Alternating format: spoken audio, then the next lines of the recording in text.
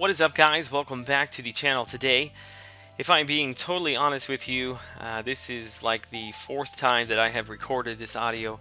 Every time I've done it, I've been able to kind of consolidate it down a little bit more, but when I first recorded the audio portion for this, it was like 28 minutes long, and frankly, that's just too long for you guys to stare at a screen because there just will not be a whole lot of gameplay in this video. Which is a little bit different for me, and I apologize if that's what you're expecting. If that's the case, then I'll see you in the next video. But for the rest of you, I would like to sort of begin the discussion of who you should be ranking down, who you should be ranking up.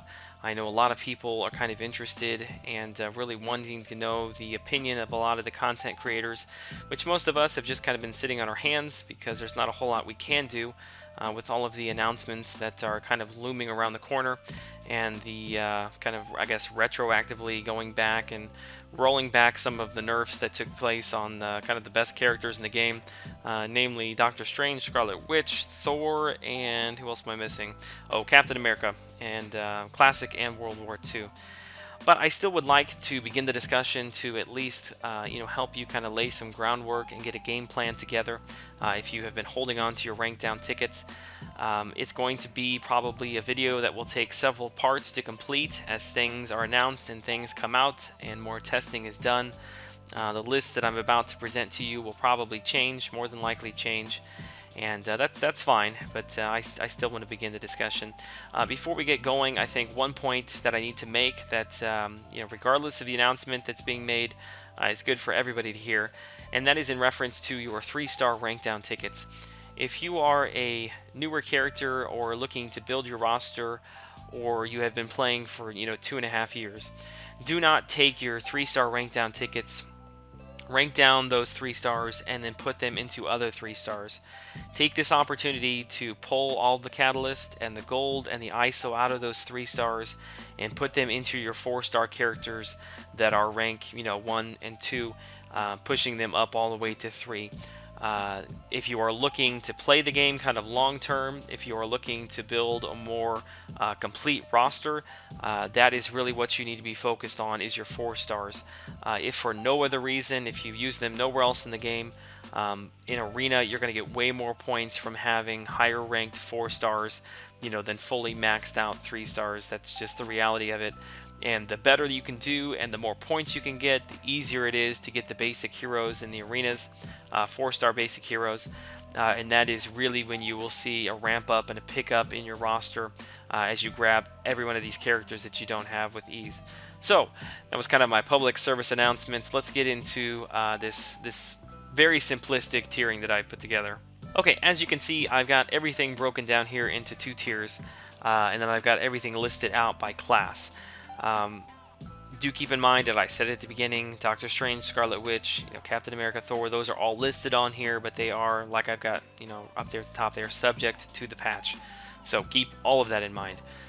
As you see them listed in their particular tier for their class, from top to bottom, that is kind of my recommendation on who you should be leveling up first.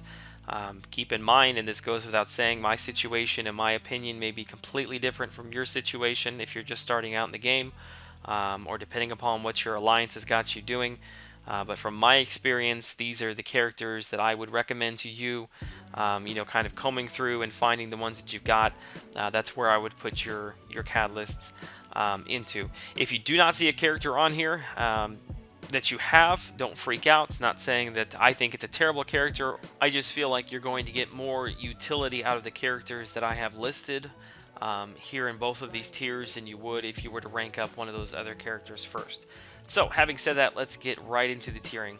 At the top, I've got the tech class, which the tech class is very, very heavy at the top, and what I mean by that is Vision, Ultron, Star-Lord are all really great characters, and then the rest of the tech below that is just kind of so-so. I don't have a Howard the Duck right now, but I am aware that he's got a power lock. He's got a good bleed, an armor up, a chance for regen. So I see all those things on the surface, and he looks like a good character. People have told me that he's a good character, so I've got him listed on there. But below that, I've got Civil Warrior, I've got Iron Man. Both are just kind of eh. If you don't have any of the other characters that are listed on there, I would take Civil Warrior up over Iron Man. If you don't have that, take up Iron Man. If you don't have that, I may just sit around on my tech catalysts and wait for one of those to pop out of a crystal at me. The Cosmic Champs are, I think, in the worst class of the game right now. Hyperion and Black Bolt are both excellent characters. Black Bolt I have a ton of experience with. I've had him for a long, long time. I use him in Alliance Quest, which I think a lot of people probably are surprised by that, but a lot of times I would go up against Abomination, so I needed a bleed immune character. But in addition to that, on map 5, I would run the heal block path in tier 2, which is all tech, all armor up characters. And Black Bolt has a ton of control there with all of his stuns, and he is able to pierce through all the armor with his special one. So I really kind of learned to love Black Bolt, and with the buff, him getting the armor break, I think he's just going to be doing a ton more damage. So I'm really excited to finally get him back kind of into live gameplay. But below that, in the Cosmic class, I've got Phoenix, which, again, Phoenix, like Howard the Duck, I don't have as a 4-star. I'm kind of going off hearsay, people saying that she did receive a decent buff. But I think more than anything, it speaks to the fact that there aren't a whole lot of good choices below her anymore. I do have Thor there. I think even with the little, well, I shouldn't say little nerf, but even with the nerf, I think he's still a better option than the majority of the other Cosmic characters. And I'm assuming he probably is going to be receiving a little bit of a buff, so I've got him listed there. And then lastly, I've got Venompool, who's a really kind of unique character. He's got a very good bleed with his special one. He's got a buff steal. He's got a heal block. He's even got a decent regen. I think he's probably, like Black Bolt, kind of an underutilized and underappreciated character. Really considering taking him up to 440 and doing some more testing with him there.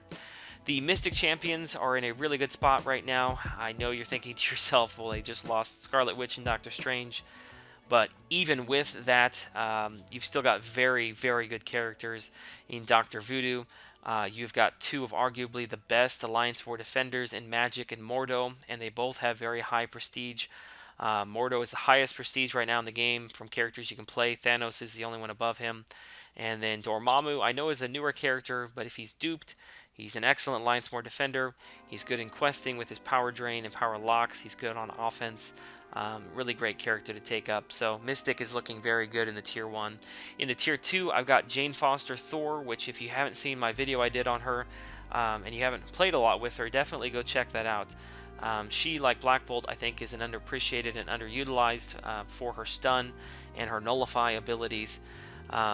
She did also receive a little bit of a buff as well. So below that, I've got Doctor Strange and Scarlet Witch, which again, I'm assuming that with the buff and the changes that are coming, it's gonna push them back up at least into the tier 2.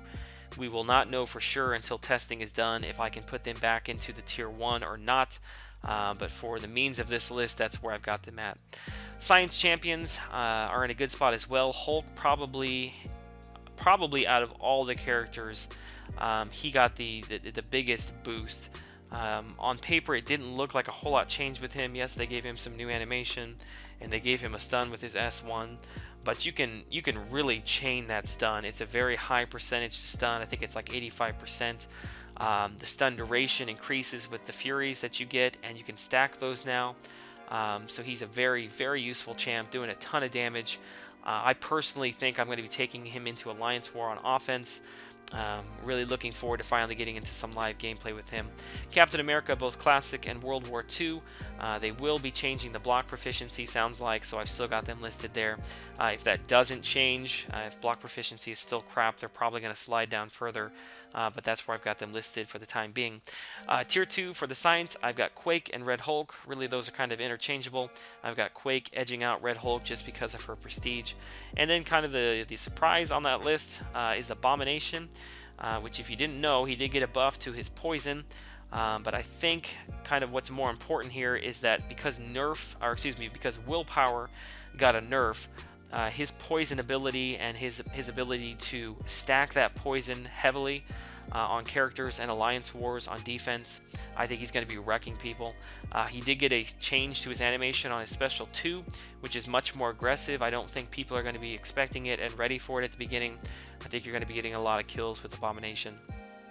The skill class is also in a really good spot. I think I said that for what Mystic, Science, and Skill, but really Tier 1 and Tier 2 could be totally packed with almost every character.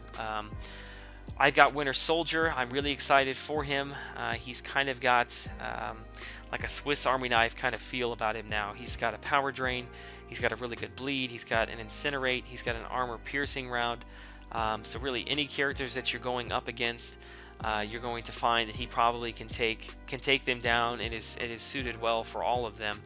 He's even got a decent Fury that procs quite a bit, and he's not so much of a glass cannon, like some of the other more offensive-based characters, like maybe like an Electro or like an Electra would be.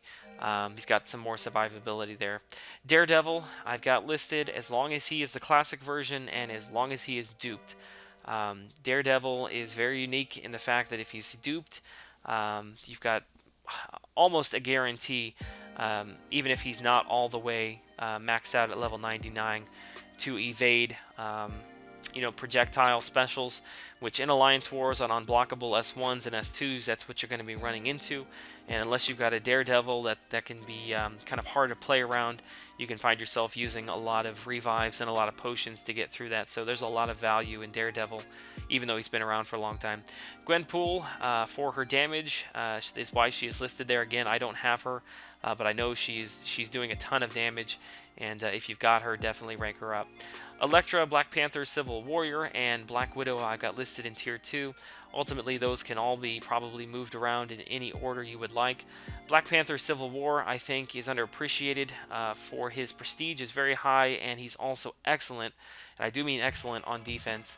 As a community and as a player base, we are so dependent upon our parry to be able to defeat our opponents, that when you run up against Civil Warrior and you don't have parry, you end up making kind of foolish mistakes because you're just not used to playing that way. And even a lot of times when I play him, I forget that I can't parry him, and I do it by accident, and I get myself stunned and I get myself killed. So I think he's an excellent choice if you're kind of debating whether or not to take him up. And then finally, we do have the mutants, which everybody knows if you've watched any of my videos that I'm in love with X-23. Not only for her really, really good bleeds, but she's got the utility now of being one of the few characters that can regen. Speaking of which, we've got Wolverine sitting there just below X-23, has got an excellent regen, probably the best in the game as it sits right now. And below that, we've got Rogue, which Rogue has kind of been bumped up due to the fact, again, that regen characters have become so few and far between. And with her lifesteal, with her special 1, she's going to be, I think, a really good option moving forward. Nightcrawler, Cable, Old Man Logan, probably can all be interchanged there. Nightcrawler has got I think the best prestige. I can't remember if Cable's above him or not. I think Cable might be above him. But Nightcrawler is a better option for Alliance War defense. Still a real pain to deal with his evade. Cable, I think, is going to be good for questing, and I think he's also going to be a fairly decent character for defense, depending upon the node you put him on. And then Old Man Logan did receive a buff to his regen, making him a decent character now. He still very much relies on being awakened, and also having several of his buffs active when he's doing his specials for the bleed damage. Alright, I've tried to get through that as quickly as possible and as clearly as possible for you guys. If you have any questions, by all means, do please leave those down below. I'll try to get to everybody. If you would do me a favor and kind of list, don't just list, should I take up She-Hulk or Venom? Give me some context. Are you looking to fill an Alliance War spot on offense or defense? Are you looking to take them into Alliance quests? What path do you run in Alliance quest? What map are you on? That will help me be able to get a better and more accurate answer to you quicker than if you just kind of give me the standard if question. But hopefully this was a help to you guys. Hopefully I haven't even looked at my timer here, to get this under 20 minutes. Let me see where I'm at. I am at 14. Hey, I hope I didn't go too quick for you guys to be able to understand all that. All right, as always, I appreciate you taking the time to watch the video. I appreciate the support that I've received. Really appreciate it, guys. Have a great day. I will see you in the next one. Bye-bye.